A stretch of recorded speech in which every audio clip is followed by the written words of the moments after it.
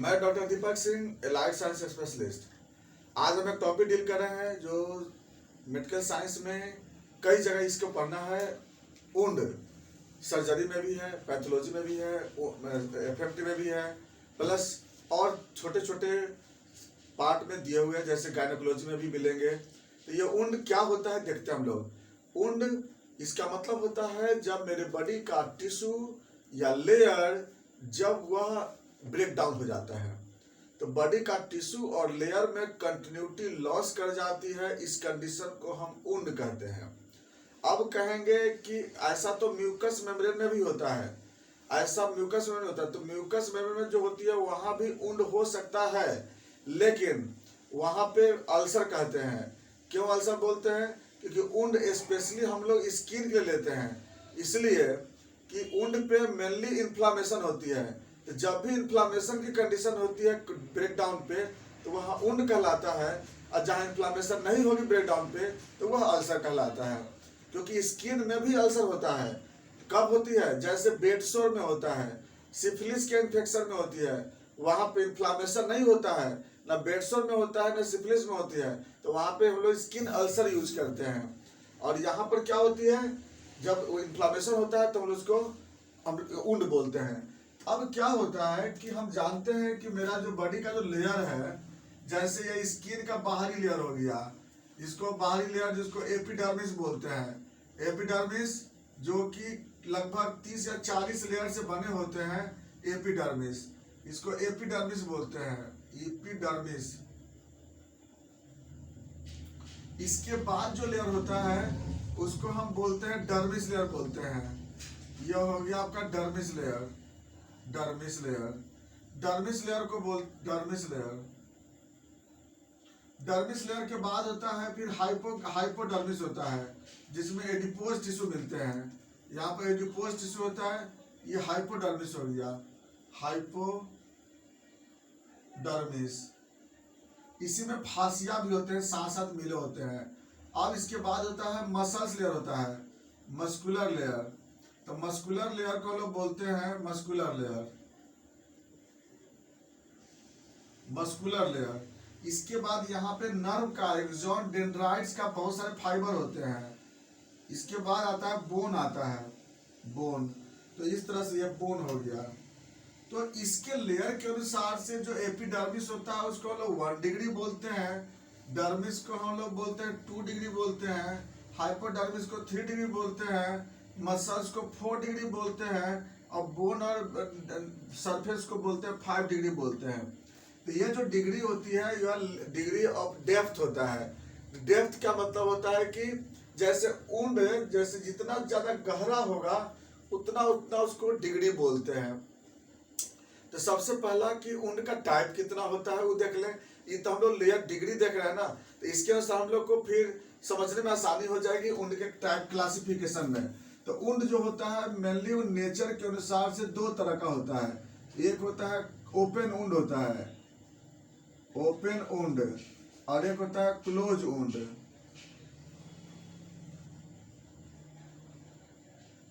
Open wound किसको बोलते हैं?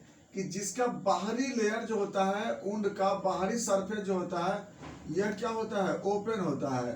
तो जिसका बाहरी सरफेस जिसका ओपन होता है उसको हम बोलते हैं ओपन वुंड बोलते हैं। ये जो सरफेस ये ओपन हो गया, ये बाहरी आउटर सरफेस है। और जिसका बाहरी सरफेस इसका ओपन नहीं होता है, लेकिन अंदर का जो टिश्यू होता है, अंदर का लेयर है वह ब्रेक डाउन होता है, तो अंदर में टिश्यू ब्रेक डाउन हो जाती है। इसको हम लोग बोलते हैं क्या? क्लोज वुंड बोलते हैं। तो अब हम लोग पहले आते हैं ओपन वुंड के बारे में। इसमें ओपन वुंड में सबसे पहला आता है एब्रेजन होता है।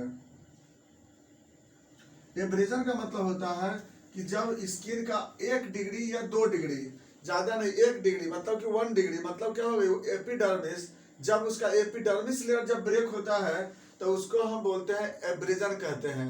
और यह एब्रेजन जो होती है वह 1 डिग्री ही होती है, उसमें ज्यादातर रेयर केस में 2 डिग्री होती है। जैसे किसी हार्ड सरफेस से जब ये बॉडी सरफेस, जब स्किन जो होता है वह जब फ्रिक्शन हो जाता है, प्रेशर होता है, तो उस कंडीशन में वहां पर डेवलप होता है एब्रेजन होता है। ये काफी बड़ा हो जाता है। कभी कभी इसका जो हीलिंग होता है वह अपने आप होता है, कम से कम इसमें 10 से 12 दिन लग जाता है इसको हीलिंग होने में। एब्रेजन को हीलिंग होने में 10 से 12 दिन लगता है इसमें। नंबर 2 दूसरा होता है इंसीज्ड वुंड। इंसीज्ड वुंड बोलते हैं कि जब कोई बॉडी का सरफेस पे sharp object, blade sharp object हुआ या फिर नाइफ हुआ, अगर शार्प ऑब्जेक्ट से जब अगर by the way break down होता है तो उसको हम लोग बोलते हैं इंसीज्ड वुंड बोलते हैं। सर्जरी में यही वुंड होता है, सर्जरी में इंसीज्ड वुंड का ही अप्लाई होता है और वही वुंड सर्जरी में होता है। तो सर्जरी में हम लोग क्या करते हैं, ब्लेड से हम लोग इंसीजर करते हैं, तो उसको हम लोग इंसीज्ड वुंड बोलते हैं, या इसको हम लोग सर्जिकल वुंड भी कह सकते हैं। इंसीज्ड वुंड या फिर इसको सर्जिकल कहते हैं, क्योंकि सर्जरी में हम लोग इसी तरह का हम लोग इंसीज करते हैं। नंबर 3 और अगर अलग बात हम पढ़ाएंगे आपको आगे कि जो इंसीज्ड वुंड जो होता है इसका जो होता है हीलिंग बहुत फास्ट होता है और अच्छा होता है। सबसे अच्छा हीलिंग जो होती है ना इंसीज्ड वुंड का होता है, क्योंकि इसका मार्जिन रेगुलर होता है। जो वुंड जो बनेगा ना, तो वुंड का जो मार्जिन होगा ये मार्जिन पूरा इसका रेगुलर होता है। न अगला तीसरा लेसरेटेड वुंड। लेसरेटेड वुंड में क्या होता है कि इसका मार्जिन रेगुलर नहीं होता है, इसका मार्जिन इरेगुलर होता है। लेसरेटेड में क्या होता है कि कोई ब्लंट ऑब्जेक्ट, जो शार्पलेस ऑब्जेक्ट जो होता है, शार्पलेस ऑब्जेक्ट से जब ब्रेक होता है बॉडी टिश्यू, शार्पलेस ऑब्जेक्ट से जब बॉडी का कंडक्टिविटी लॉस होती है, तो उस कंडीशन में जो मेम्ब्रेन होता है, जो लेयर होता है ना, उसका मार्जिन उसका इरेगुलर हो जाता है और उसकी वजह से वो डैमेज करता है, तो उसको हम लोग बोलते हैं लेसरेटेड वुंड बोलते हैं। सबसे खराब हीलिंग इसी में होता है, लेसरेटेड में। एक और हीलिंग होती है जैसे आप मिलेंगे आपको, जैसे बर्न में, बर्न जो वुंड होती है वो लेसरेटेड वुंड के जैसा ही होता है, वो भी लेसरेटेड वुंड के जैसा ही बर्न वुंड होता है। और दोनों वुंड जो होता है ये आपका, दोनों वुंड जो होता है ये डिलेड हीलिंग होता है इसमें, क्योंकि दोनों में जो मार्जिन का जो सेल डिवीजन पावर जो होता है ना लॉस कर जाता है। बर्न में भी लॉस कर जाता है और लेसरेटेड वुंड में भी लॉस कर जाता है। नेक्स्ट आते हैं हम लोग, नेक्स्ट है पंक्चर्ड वुंड बोलते हैं। पंक्चर्ड वुंड, पंक्चर्ड वुंड में क्या होता है कि कोई जो क्या बोलते हैं उसमें, जो पॉइंटेड जो ऑब्जेक्ट होती है वह वुंड डेवलप करता है, और उसमें जो वुंड होता है वो डेप्थ ज्यादा होता है उसका, वह 3 डिग्री 4 डिग्री तक उसका डेप्थ होता है वुंड का, काफी गहरा तक चला जाता है वो वुंड। ऐसे वुंड को हम लोग बोलते हैं पंक्चर्ड वुंड बोलते हैं। इसमें भी हीलिंग होता है लेकिन थोड़ी हीलिंग इसमें देर से होती है, यह भी वुंड कहलाता है। इसके बाद पंक्चर्ड, इसी तरह से पेनिट्रेट वुंड भी होता है, जो कि थोड़ा जो पॉइंटेड की जगह थोड़ा सा जो उसका मार्जिन होता है ऑब्जेक्ट का वो थोड़ा बड़ा होता है मार्जिन, और वो उसको लोग बोलते हैं पंक्चर्ड पेनिट्रेट वुंड बोलते हैं। तो इस तरह से आपका जो होता है ये ओपन वुंड का ये सब वेराइटीज होते हैं। दूसरा जो आता है क्लोज वुंड। क्लोज वुंड होता है 2 तरह का होता है, एक होता है हिमेटोमा बोलते हैं, हिमेटोमा, और एक होता है उसमें बोलते हैं कंट्यूजन कहते हैं, कंट्यूजन। तो हिमेटोमा किसको बोलते हैं कि जब इसके अंदर ब्लड वेसल्स डैमेज कर जाता है, ब्लड वेसल्स रप्चर कर जाता है और अंदर ही अंदर ब्लड का कोगुलेशन हो जाता है, बहुत ज्यादा ब्लड क्लॉट कर जाता है यहाँ पर, इसको हम लोग बोलते हैं इंटरनल हेमरेज या हिमेटोमा बोलते हैं। तो यह भी एक वुंड डेवलप किया।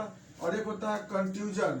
कंट्यूजन का मतलब होता है कि जब सॉफ्ट टिश्यू जब डैमेज कर जाता है अंदर का, बहुत जब बाहरी लेयर नॉर्मल होता है लेकिन अंदर का जो सॉफ्ट टिश्यू होता है वो डैमेज कर जाता है, इसको हम बोलते हैं कंट्यूजन बोलते हैं। नेक्स्ट आता है इटियोलॉजी के अनुसार जो वुंड होता है, अकॉर्डिंग टू इटियोलॉजी, वह 2 तरह का वुंड होता है इटियोलॉजी के अनुसार से।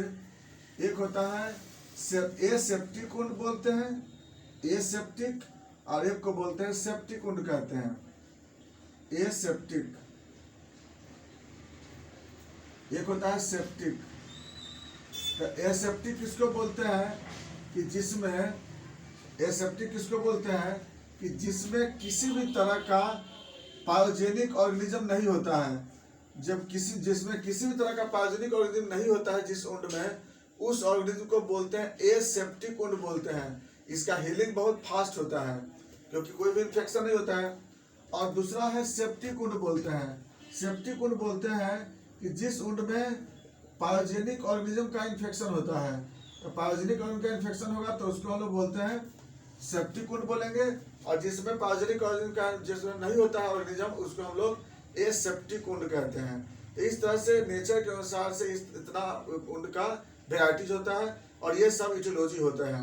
तो इस सब के कारण क्या होता है, तो ऑर्गेनिज्म भी वुंड प्रोड्यूस करता है और जो मेरा ऑब्जेक्ट्स है, प्रेशर है, फ्रिक्शन है, ये सबसे भी क्या होता है, या फिर एक्सीडेंशियल कंडीशन होती है, ये सबसे वुंड डेवलप होता है। तो ये सब वुंड का इटियोलॉजी भी है। अब आते हैं वुंड का सिम्टम क्या होता है। तो वुंड के सिम्टम में क्या होते हैं कि पहला तो कि देखने पे यह कंटिन्यूटी लॉस मिलेगा। दूसरा, इसका जो अगर क्लोज वुंड होता है तो उसमें उसका कलर क्या हो जाएगी, वहां पे कलर आपका सरफेस का कलर चेंज मिलेगा। अगला कंडीशन, यहाँ से कुछ ना कुछ उजिंग होते रहेगा, डिस्चार्ज होते रहेगा, या तो प्लाज्मा का डिस्चार्ज होगा, लिम्फ का डिस्चार्ज होगा, या ब्लड का डिस्चार्ज होगा। नेक्स्ट, सराउंडिंग एरिया जो होता होगा इन्फ्लाम्ड होंगे, स्वेलिंग रहेगा, ओडिमेटस होंगे, रेडनेस होगा, पेन होगा। ये सब कैरेक्टर जो होता है वुंड का सिम्टम में मिलता है। तो जहां वुंड होगा वहां पे pain, swelling, redness, oedema, oozing, any discharge, colour changes, ये सब वहां पे मिलेंगे जहां वुंड होता है वहां पे। नेक्स्ट सिम्टम, बॉडी एक होता है, फीवर होता है। ये वो तो डिपेंड करता है किस तरह का वुंड है, लेकिन लगभग सारे वुंड में बॉडी एक या फीवर होता है। वहाँ पर एनोरेक्सिया भी डेवलप होता है, एपेटाइट वगैरह लॉस करता है, वो तो खैर अलग कंडीशन होगी, जनरल सिम्टम में आ जाते हैं। नेक्स्ट आते हैं फिर हम लोग इसके कॉम्प्लिकेशन पे। वुंड होने पे क्या कॉम्प्लिकेशन होता है, तो बॉडी में क्या डेवलप होगी। पहला तो कि वुंड का क्या होगा, डिग्री बढ़ जाएगा। जैसे 2 डिग्री बर्न अगर बाय द बर्न या वुंड होता है तो 3 डिग्री में चेंज कर सकता है, 3 डिग्री है तो 4 डिग्री में चेंज कर सकता है। दूसरा, इन्फेक्शन हो सकता है यहाँ पर। अगला, अब्सेस फॉर्मेशन हो सकता है। नेक्स्ट, सेप्टिसेमिया वगैरह या टॉक्सेमिया डेवलप हो सकता है। नेक्स्ट, माल यूनियन हो सकता है, यानी कि वहाँ पर हीलिंग की डिस्टर्बेंस हो सकती है, वहाँ पर गैप फॉर्मेशन हो सकता है, गैप डेवलप हो सकता है। स्कार फॉर्मेशन, स्कार डेवलप वहाँ हो सकता है। पीट, गड्ढा जैसा वहाँ पर डेवलप हो सकता है। ये सब आता है कॉम्प्लिकेशन। नेक्स्ट आते हैं इन्वेस्टिगेशन। इन्वेस्टिगेशन में अगर ओपन वुंड होता है तो डायरेक्ट हम लोग देख रहे हैं, लेकिन क्लोज वुंड के लिए हम लोग क्या करते हैं, सीटी स्कैन कराते हैं, एमआरआई कराते हैं, अल्ट्रासोनोग्राफी कराते हैं, एक्सरे कराते हैं।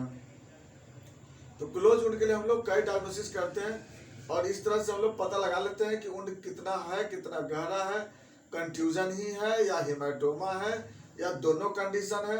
ये सब हम लोग वहाँ पे पता लगा लेते हैं। इसके बाद अब आते हैं फिर मैनेजमेंट। वुंड का मैनेजमेंट क्या होता है, तो सबसे पहला तो जहाँ भी वुंड होता है वहाँ पे हम लोग प्रॉपर ड्रेसिंग करते हैं। अगर सेप्टिक वुंड है तो सेप्टिक वुंड में और ज़्यादा हमें एंटीसेप्टिक सॉल्यूशन यूज करना पड़ता है। उसके बाद अगर इंसीज्ड वुंड है तो उसको स्टिच करते हैं हम लोग, क्योंकि स्टिच करने से गैप रिड्यूस कर जाता है और जितना गैप कम होगा उतना फास्ट हीलिंग होगा। तो जितना गैप को रिड्यूस करेंगे उतना जल्दी हीलिंग होगा। इसलिए हम लोग अगर इंसीज्ड वुंड है, एसेप्टिक अगर है, तो वहाँ पे हम लोग स्टिच कर देते हैं। इसके कारण जो होता है जल्दी हीलिंग हो जाती है। अगर नहीं स्टिच करेंगे तो उस केस में क्या हो जाएगी, ज़्यादा देर लगेगा, उसको घाव लगेगी उसमें। इसके बाद हम लोग क्या करते हैं, इस पेशेंट को न्यूट्रिशनल डाइट देते हैं, प्रोटीन डाइट देते हैं, विटामिन सी देते हैं ज़्यादा, तो विटामिन सी से वुंड जो होता है बहुत जल्दी वहाँ पर हीलिंग होती है। और प्लस बेड रेस्ट देते हैं, बॉडी मूवमेंट को रोकते हैं। ये सब हम लोग वुंड को जल्दी से ठीक करने के लिए, गैप को भरने के लिए करते हैं। बाकी जो मेडिसिन है यहाँ पर होम्योपैथिक मेडिसिन का बहुत अच्छा रोल होता है, जिसमें हम लोग साइलेंसिया है, मर्क्सोल है या बेलाडोना है, ये सब हम लोग मेडिसिन वहाँ पर यूज करते हैं ज़्यादा से ज़्यादा वहाँ पर सेल डिवीजन को बढ़ाने के लिए, क्योंकि सेल डिवीजन मर्क्सोल का सबसे अच्छा रोल है, सेल डिवीजन को बढ़ाता है ये। तो ये था मेरा वुंड, और बाकी हम लोग फिर नेक्स्ट वीडियो में वुंड हीलिंग के बारे में बात करेंगे। थैंक्स।